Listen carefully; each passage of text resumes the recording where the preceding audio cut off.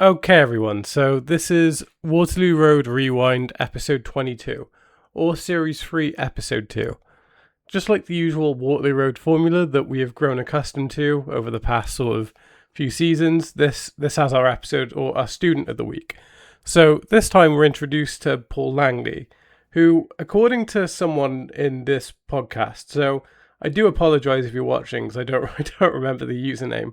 But one of you guys who watches told me that originally Paul was only meant to be a one-off, but because he did such a good job and had such great chemistry with the likes of Bolton and the rest of the cast, that they decided to make Paul a series regular. So that's really cool.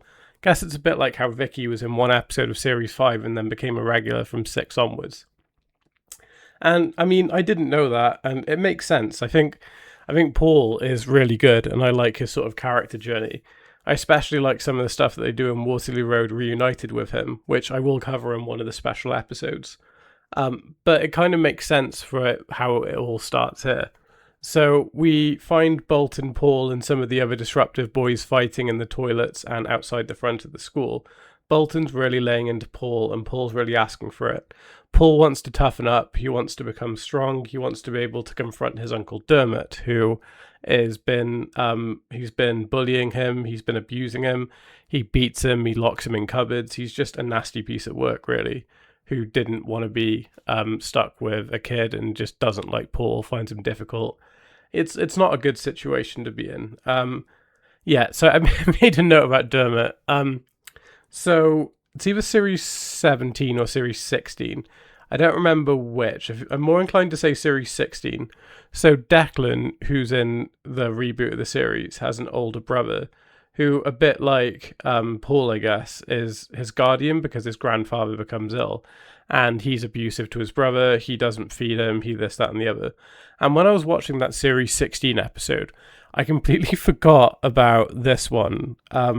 And I was like, Dermot. I was like, they're using like an American, like, to me, Dermot sounds like somebody who would be like a hick in America. And it only gets worse when you hear Joe Casey's actor go, Dermot, when he's like talking to him. And like, I've commented for a while about how I think Waterloo Road just needs to accept that they've run out of names and need to start recycling names now. Even for the bigger characters, because you get stuff like Schumacher Weaver and like Dermot and Agnes and stuff, and it's because I remember watching it and thinking they've seriously done Dermot, and then like 22 episodes in there's a side character called Dermot. I was like, this isn't happening. And like Jack and Eddie confront Dermot. Paul has the knife, he's ready to go, and like basically Eddie puts a stop to it. He talks to Paul. He basically sees the issue. I think that's where there's a sort of difference between Eddie and Andrew. Eddie kind of sees the struggling kid and assumes there's some deeper issue, not just that he doesn't care about academics. I know that Andrew does care, and I'm not trying to say that he doesn't. I think Eddie's a lot more sort of humane, or goes about it in a much more kind of social heavy way than Andrew ever would have done. So it's quite a refreshing and interesting take. The other part that I quite liked about this, so at the beginning of the episode, we see that Jack is struggling to sleep. He's having a nightmare about Izzy and the knife, and it just messes with him. So at the end of the episode, when we see Paul holding the knife out, Jack has to take a time out and has to stay outside because he's just so overwhelmed by what's happened. He can't face it. Like, clearly, a lot of the issues that we've seen Jack exhibit the past couple of episodes, it's stemming from the fact that he's still quite broken from what happened with Izzy. So from his point of view, it does seem quite logical and quite sort of, I see what the writers are trying to do and it makes sense. And I do kind of like that they took the character of the week trope and kind of tied it into Jack's story as well. Even if Eddie and Steph were kind of more at the forefront of the situation than Jack is, it's a nice little touch. And it shows that the episode is recognizing it as a deeper issue. Again, it kind of, so the beginning of the episode, Jasmine confiscates martial arts magazines from Paul, which are apparently quite graphic. She tries to talk to Steph about it, and Steph's like, "Oh, you're a newbie. You'll figure it out. It's not important," and basically brushes Jasmine off and kind of gaslights her a little bit. And then she also gaslights her later on and blames her for going to Eddie. It's just Steph being lazy and getting defensive more than anything else. in which time, like, Jasmine speaks to Eddie about it because she's still unsure. And she even says to Steph that if I listened to you, I would never trust my instinct again. So I think 2 episodes in, Jasmine, despite being a newly qualified teacher, realizes just how weak and awful Steph is. So, like, she figures it out quite quickly. So Eddie basically gathers all the boys up and finds out that they've been fighting in the toilets and that, like, Bolton had punched Paul really hard and tries to get to the bottom of the issue. Like, he threatens to get someone else involved, and Bolton confidently brushes it off. He's like, oh, I don't care about Rimmer and stuff. And then we get introduced to, like, my favorite parent character of the whole series. So this is where we meet Candice, who's like Bolton's tough as nails mother. And she's just such a funny character. Like, I love it when her and Rose are like besties later on. It's so good.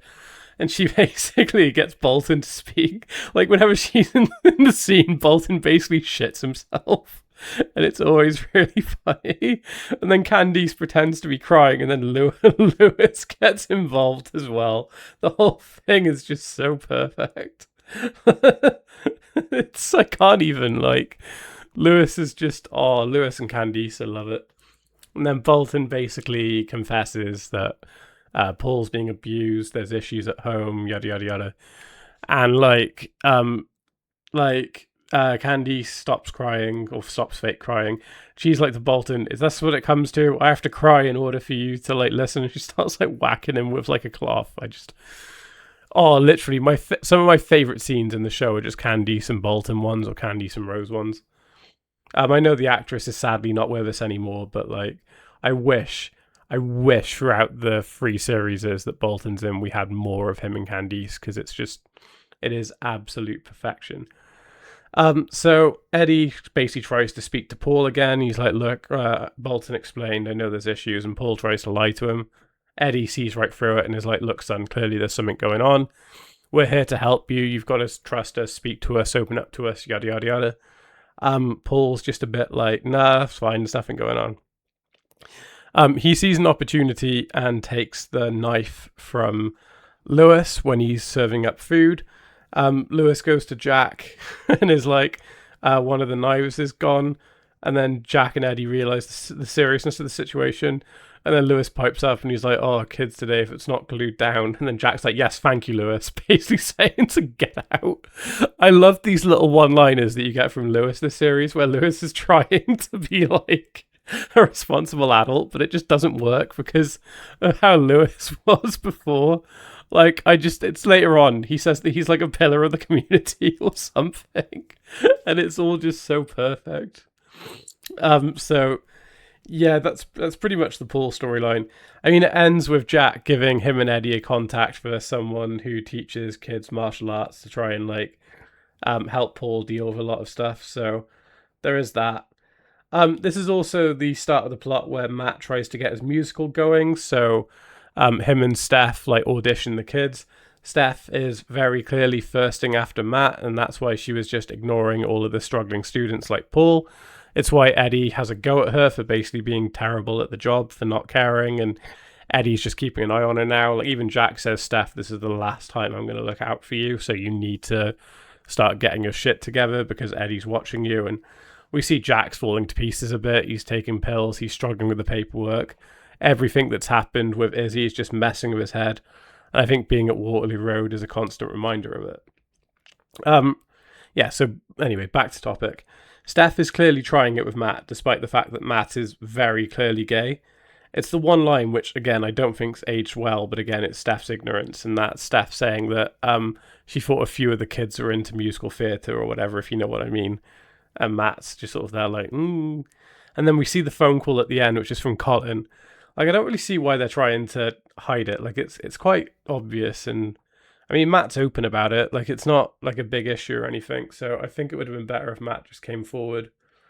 Again, we see some more from Carla in this one. Carla really wants to have a go and to sing a song. And it's, again, Alicia and Daniela kind of push her into it, which, again, is sort of them bullying her a little bit. But it's only really the beginning of that. Carla starts singing and the bell goes, but because she's done it over and over again in her head, she has to sort of finish it. Like, not finishing it is not an option for her. Like, she needs to do it. She needs to carry it through. And when Steph says that's enough, like, Carla breaks down, panics, and slaps Steph. Again, like last time with Grantley, Carla's not trying to be violent. She's not trying to be like mean. It's the way her brain works, the way she is. Again, it's showing this sort of portrayal of autism, and it's good building blocks really for a character and her development. And we see how good Davina is with her, talking to her and calming her down. Even in this one, when she runs off and panics, Lewis is the one who calms her down. Lewis recognizes that she needs support. He gives her the potato waffles that she likes because they're symmetrical. I question how Lewis knows what the word symmetrical is, but then refers to her as asparagus girl. So, I mean, it's a funny joke, but I think Lewis sort of needs to figure things out.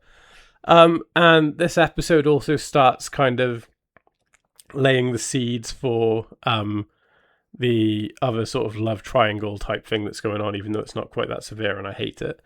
So Tom offers Steph money to tutor Chloe, despite the fact that Steph is the reason that Chloe is so terrible at French anyway, because she can't teach. So I don't really know what Tom's trying to achieve here, but we roll with it. It is what it is. Steph is more than happy to do it because it means Steph's going to have some financial gain. But like Chloe and Dante are not on board with it. So Mika gets Brett to tutor Chloe.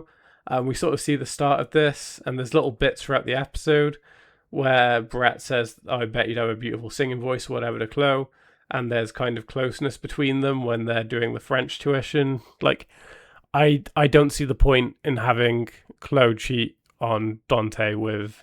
I get it's drama and they're trying to create drama, but like, Dante and Chloe's relationship's been rocky all the way through. So I don't really see the point in this. I think it would have worked better if it was Brett sleeping with another girl rather than Chloe. I think the fact it's specifically Chloe is kind of the issue. I think with someone like Brett, I could believe that you would cheat on Mika with another girl, but the fact it's Chloe just does a lot of established damage for her and Dante, especially as her and Dante just got married. Like, sure, she doesn't cheat until the next episode, but in universe, we're assuming that's a few weeks. So a few weeks between getting married to the man you've been in love with for 2 years, and then 2 weeks later you sleep with someone else. It doesn't really correlate with me. I mean, it's just my thoughts. I think if they were going to have the cheating storyline, then why not just push the wedding storyline until next season or later on in the season, like the back half of the 10 episodes? I don't really see the point. It just all feels quite flat and underwhelming. I mean, that's my thoughts. I mean, let me know what you think in the comments. It's sort of these... I think a lot of it is I just don't really care for the romantic sort of storylines, the ones where we see the couples grow and learn together and then just randomly like cheat. Like, I get it happens in the real world, but like I don't see the point in sort of stuff like this. It feels very contrived to me, but I don't know. Let me know your thoughts.